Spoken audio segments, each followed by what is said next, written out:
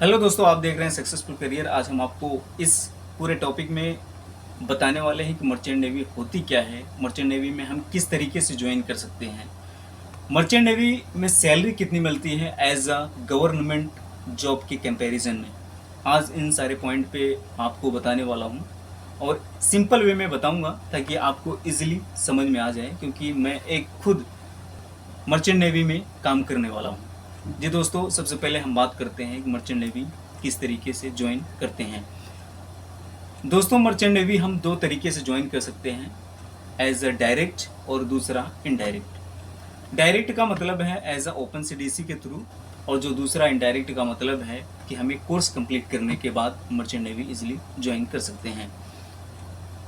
तो सबसे पहले मेन मुद्दे पे आते हैं, कोर्स कौन कौन से कोर्सेज हैं जो हमें करना पड़ता है और उन सब कोर्स के बाद हम ज्वाइन कर सकते हैं मर्चेंट नेवी। उसके बाद हम बात करेंगे ओपन सीडीसी के बारे में। दोस्तों, सबसे छोटा जो कोर्स है वो जीपी रेटिंग कोर्स है, और एक सैलून जिसको हम सीसीएमसी कोर्स बोलते हैं। जीपी रेटिंग कोर्स ये 6 मंथ का कोर्स होता है, और आपका उधर ही सैलून जो कुक का कोर्स होता है, सीसीएमसी जिसको हम बोलते हैं, वो भी 6 मंथ का कोर्स होता है। लेकिन जीपी रेटिंग कोर्स में क्या होता है कि हम इंजन और डेक दोनों डिपार्ट से जा सकते हैं। अगर हम क्वालिफाई कर लिए, अपना जीपी रेटिंग कोर्स कंप्लीट कर लिए, तो हमें चाहे इंजन डिपार्ट से जाना है या फिर डेक डिपार्ट से जाना है, दोनों डिपार्ट से हम एलिजिबल हो जाते हैं। लेकिन वहीं अगर हम दूसरे साइड बात करें, आपका सीसीएमसी कोर्स कंप्लीट करने के बाद अगर हम ज्वाइन करना चाहते हैं तो हमें सिर्फ कुक डिपार्ट से ही ज्वाइन करना पड़ता है, क्योंकि सीसीएमसी का जो कोर्स होता है इसमें सारा सिलेबस कुक से रिलेटेड होता है। जो कॉन्टिनेंटल और हमारे इंडियन फूड्स डिशेस कैसे बनाए जाते हैं, सारा कुछ इसमें सिखाया जाता है। पूरी क्लासेस चलते हैं इसमें, तो स्पेशली किचन से रिलेटेड ये टॉपिक और ये कोर्स होता है सीसीएमसी कोर्स। वही जीपी रेटिंग आपका इंजन डिपार्ट और डेक डिपार्ट से होता है। उसके बाद हम बात करते हैं DNS, diploma in nautical science. Diploma in nautical science जो कि 1 साल का कोर्स होता है, इसको 12th क्लास करने के बाद हम कंप्लीट कर सकते हैं। तो इसमें जाने के लिए हमें आईमोसेट का एग्ज़ाम देना पड़ता है। उसका है आईमोसेट एग्ज़ाम निकालने के बाद जो हम जिस कॉलेज से हम कोर्स करना चाहते हैं उस कॉलेज में हमें एडमिशन मिलता है। उसके बाद बिजनेस कोर्स जो कि 1 साल का होता है, इसको कंप्लीट करने के बाद 18 महीने हमें चाहिए उसका सी सर्विस कंप्लीट करने में। उसके बाद हम ऑफिसर रैंक का एग्ज़ाम दे सकते हैं। उसके बाद हम तीसरा जो बात करते हैं वो बीएससी नॉटिकल साइंस। ये 3 साल का कोर्स होता है। इसको कंप्लीट करने के बाद भी हमें 12 महीना चाहिए सी सर्विस काउंट करने के लिए। 12 महीने हमें जहाज़ पे काम करना पड़ेगा। उसके बाद हमारा जो है सी सर्विस काउंट हो जाता है। फिर हम जो है 3rd officer as a exam दे सकते हैं।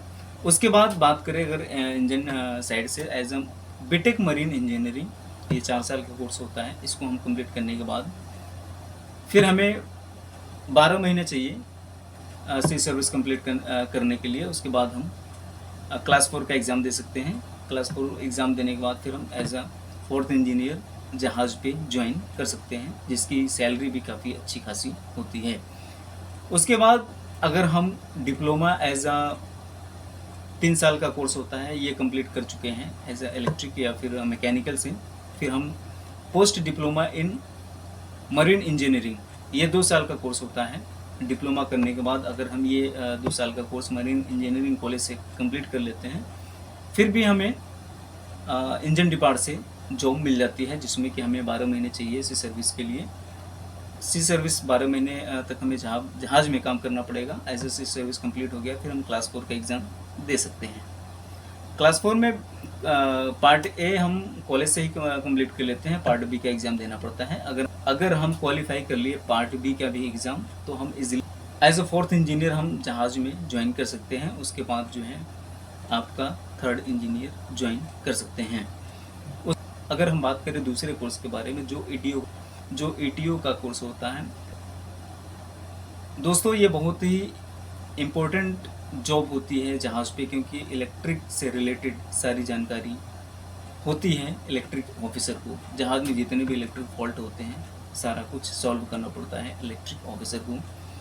वो सिंगल पर्सन होता है पूरे जहाज़ पे, केवल एक आदमी होता है जहाज़ पे इलेक्ट्रिक प्रॉब्लम को सॉल्व करने के लिए। दोस्तों एटीओ का जो कोर्स होता है इसको भी पहले डिप्लोमा पे हो जाता था।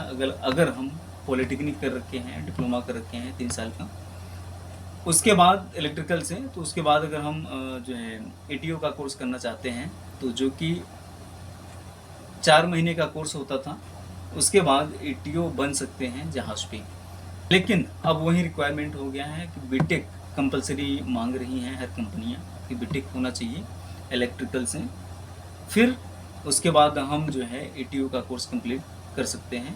वहीं पॉलिटेक्निक और डिप्लोमा का क्रेज़ कम हो गया है और डिमांड कम हो गया है। तो अभी जो कर रहे हैं हम हमेशा यही सजेशन देंगे कि अगर आप एटीओ का कोर्स करना चाहते हैं तो बीटेक इलेक्ट्रिकल से करिए, उसके बाद आप जो है 4 महीने का कोर्स करिए एटीओ का, फिर आप ज्वाइन कर सकते हो। इसमें भी सैलरी काफ़ी अच्छी खासी रहती है। स्टार्टिंग में आपको एज ए फ्रेशर ज्वाइन करते हो तो 50-60 हज़ार मिलेगा। उसके बाद जैसे जैसे आपकी पोस्टिंग बढ़ती जाती है, फिर आपको आपका रैंक बढ़ता जाता है और आपकी एक्सपीरियंस बढ़ती जाती है। आपको 1 लाख, 1.5 लाख, 2 लाख, 2.5 लाख, 5 लाख रुपए तक इजीली मिल जाते हैं एटीओ को। ये कंपनी के ऊपर डिपेंड करता है। जितनी बड़ी कंपनी जिस टाइप की जहाज, as a bulk carrier, container and tanker vessel, इन सब टाइप की जितने भी जहाज़ें हैं सब में सैलरी अच्छी खासी मिलती है। अब दोस्तों हम बात करते हैं दूसरे साइड, जिसमें कि हम बिना कोर्स किए डायरेक्ट हम किस तरीके से मर्चेंट नेवी ज्वाइन कर सकते हैं। तो दोस्तों मर्चेंट नेवी में ज्वाइन करने के लिए अगर हम डायरेक्ट करना चाहते हैं ज्वाइन, तो हमें ओपन सीडीसी के थ्रू ज्वाइन करना पड़ेगा। ओपन सीडीसी निकलती कैसे है और ओपन सीडीसी होती क्या है, ये हम आपको बताते हैं। ओपन सीडीसी एक्चुअली जैसे जो हमारा नॉर्मल इंडियन सीडीसी होता है वही होता है, लेकिन इसको निकालने के लिए सिर्फ हमें STCW, अगर हम डायरेक्ट ज्वाइन करना चाहते हो तो सिर्फ STCW कोर्स करना पड़ता है, जो कि 15 दिन का कोर्स होता है। छोटे छोटे कोर्सेज होते हैं, जैसे कि आपका PST, PSSR, EFA और ऐसे ST, SD, SD 2-3 courses, 4 courses, 5 courses होते हैं छोटे छोटे, 2-3-4 दिन का जो है। उसको कंप्लीट करने के बाद, और इसका जो चार्ज है वो 18 से 20 हज़ार लगता है फीस। और ये वहीं से होगा जहाँ पे मरीन कॉलेज है, जो मरीन एकेडमी है, वहाँ से हम इसको कोर्स को कंप्लीट कर सकते हैं। STCW कोर्स कंप्लीट करने के बाद फिर वहीं से हम ओपन सीडीसी अप्लाई कर सकते हैं। वहाँ से अप्लाई करने के बाद फिर हमें ओपन सीडीसी मिल जाता है। फिर ओपन सीडीसी निकालने के बाद हमें 2-3 रूट्स खुल जाते हैं ज्वाइन करने के लिए। फर्स्ट जो रहता है वो फिटर, एज ए फिटर आप ज्वाइन करना चाहते हैं, आपके पास एक्सपीरियंस है, थोड़ा बहुत आपने काम कर रखी है जो है फिटर के तौर पे, एज ए वेल्डिंग, आपको कटिंग, बफिंग ये सब आता है, तो आप डेफिनेटली जो है फिटर ज्वाइन कर सकते हो जहाज पे।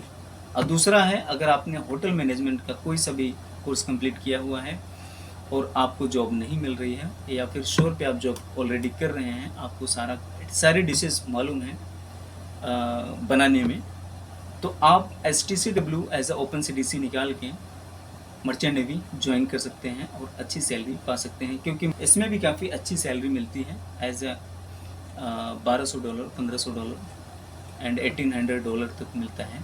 ये कंपनी के ऊपर डिपेंड करता है। उसके बाद तीसरा है कि अगर आप ओपन सीडीसी के through as a oiler and deck जाना चाहते हैं, तब भी आप जा सकते हैं। ये कंपनी आपके ऊपर डिपेंड करता है कि आप किस तरीके से ज्वाइन करना चाहते हैं। लेकिन आपको बता दें कि कंपनियां जल्दी ओपन सीडीसी वालों को डायरेक्ट नहीं लेती, इसके लिए आपको एजेंट के थ्रू ही जाना पड़ेगा। अगर आपने ओपन सीडीसी के थ्रू जा रहे हैं कंपनी में, मर्चेंट नेवी ज्वाइन करना चाहते हैं, तो STCW कोर्स को कंप्लीट करें, उसके बाद ओपन सीडीसी निकालें, फिर किसी भी एजेंट को पकड़ें और इजीली जल्दी से जल्दी ज्वाइन करें। फटाफट अपनी एक्सपीरियंस सी सर्विस मास्टर चक्कर पे चढ़वाएं, काउंट हो जाएगा। जैसे जैसे आपकी एक्सपीरियंस बढ़ती जाएगी, आपकी सैलरी वैसे वैसे इंक्रीज होती जाएगी। दोस्तों मर्चेंट नेवी में बहुत ही ज़्यादा सैलरी मिलती है एज अ गवर्नमेंट जॉब से। तो ये आपके ऊपर डिपेंड करता है कि आप किस तरीके से मर्चेंट नेवी ज्वाइन करना चाहते हैं। हालांकि इसमें जो एज लिमिट है मर्चेंट नेवी में ज्वाइन करने का, वो 25 से लेके आप जो है 60 ईयर तक काम कर सकते हैं। इसमें कोई बाउंडेशन नहीं है, 60 ईयर तक लोग काम करते भी हैं। अभी जिस जहाज़ में मैं हूँ, ऑलरेडी जिस कंपनी में हूँ, मेरे साथ ही मेरे डिपार्ट का ही आदमी है, वो ऑयलर हैं और उनकी जो एज है वो उनका 3 महीना बचा है अभी 60 ईयर होने में। सोचो 60 ईयर पूरा फ़ायदा उठा रहे हैं अपने जॉब को लेके। उसके बाद रिटायरमेंट होंगे, उनका जो पीएफ वगैरह कटा है वो मिल जाएगा, फिर वो घर पे बैठ के 100 रुपये कुछ भी जॉब कर सकते हैं। तो ये बेनिफिट होता है कि सैलरी बहुत ही ज़्यादा है। अगर आप कंपनियाँ चेंज करते गए, अच्छी कंपनी आपको मिल गई, बड़ी कंपनी, कंटेनर विसल टाइप की, या फिर आपका टैंकर विसल, या गैस टैंकर, या फिर आपका बल्क एरियर, सबसे ज़्यादा सैलरी इन सब जहाज़ों में, इन सब कंपनियों में है। बल्क एरियर में तो एक और फ़ायदा होता है कि क्योंकि इसमें टैंक क्लीनिंग का भी पैसा मिलता है अगर जो टेक डिपार्ट से ज्वाइन करता है तो। चूँकि हर महीने 1, 2, 3 टैंक हमेशा क्लीन होते रहते हैं। इसमें टैंक क्लीनिंग का $100, $200, $300 ईजिली हर महीने मिल जाता है। और डॉलर का जो रेट है वो 82, 83 रुपये पर डॉलर है इस टाइम में। तो अगर आप ज्वाइन करना चाहते हैं तो पूरा डिटेल्स आपको दे दिया गया है। अगर कुछ आपको अधूरा लग रहा हो तो कमेंट करें, आपको पूरी जानकारी दी जाएगी। अगर आप चैनल पे नए हैं तो चैनल को लाइक और सब्सक्राइब करना ना भूलें।